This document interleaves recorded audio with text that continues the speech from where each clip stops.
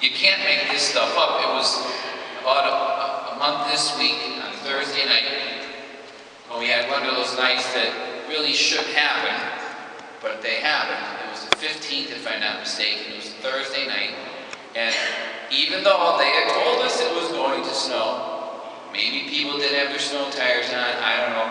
Maybe it happened at the worst possible time, everybody going home from work, but it was a disaster out there.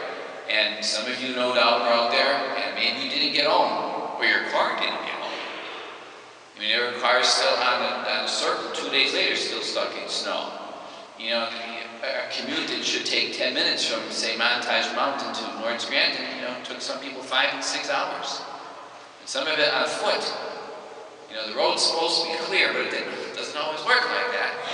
And not everybody has four-wheel drive. I don't. So it was just a bad night. Couldn't get from here to there.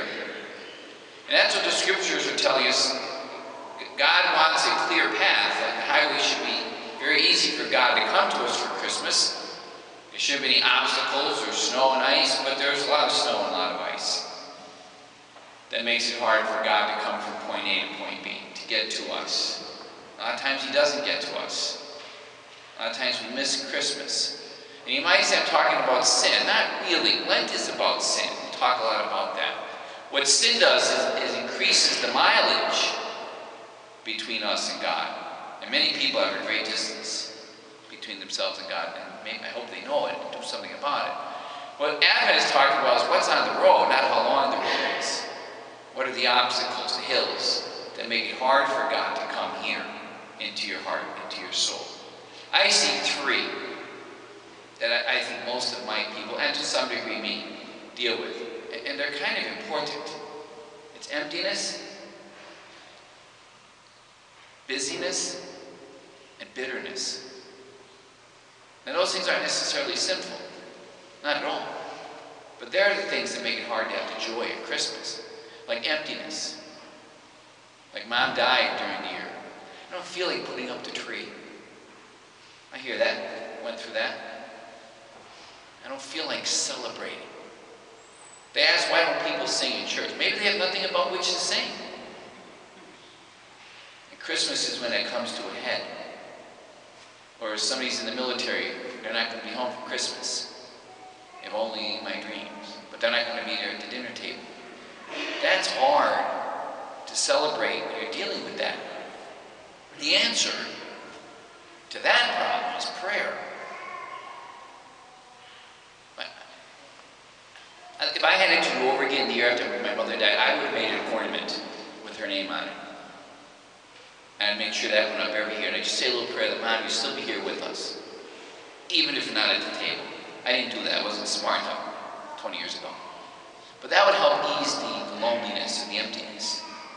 The bitterness. Maybe somebody's hurt you. You are righteously angry at them. You should be angry at them. They hurt you. How can you feel joy when you're bitter?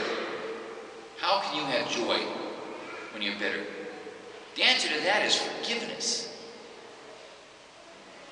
Even if they don't know you forgave them, just forgive them to get it out of your heart.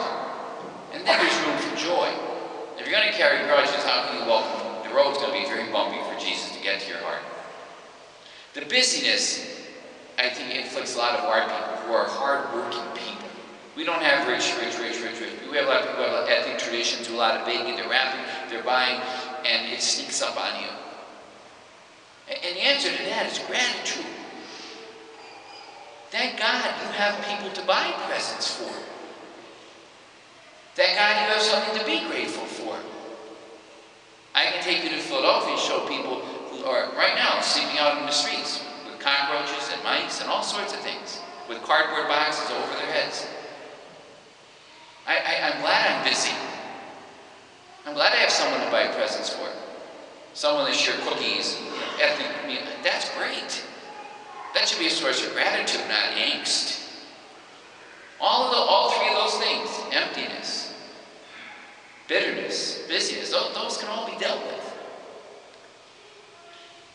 The funny thing was, that night, Thursday night, I had a meeting. Of course, I had to cancel the meeting, and a lot of evening classes. Those people didn't complain about the snow, did they? Night off from school today. Christmas should be about joy, happiness, not a drudgery.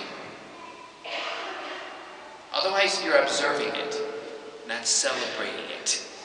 And God deserves better. So do you. Let us stand, my friends, and we'll profess.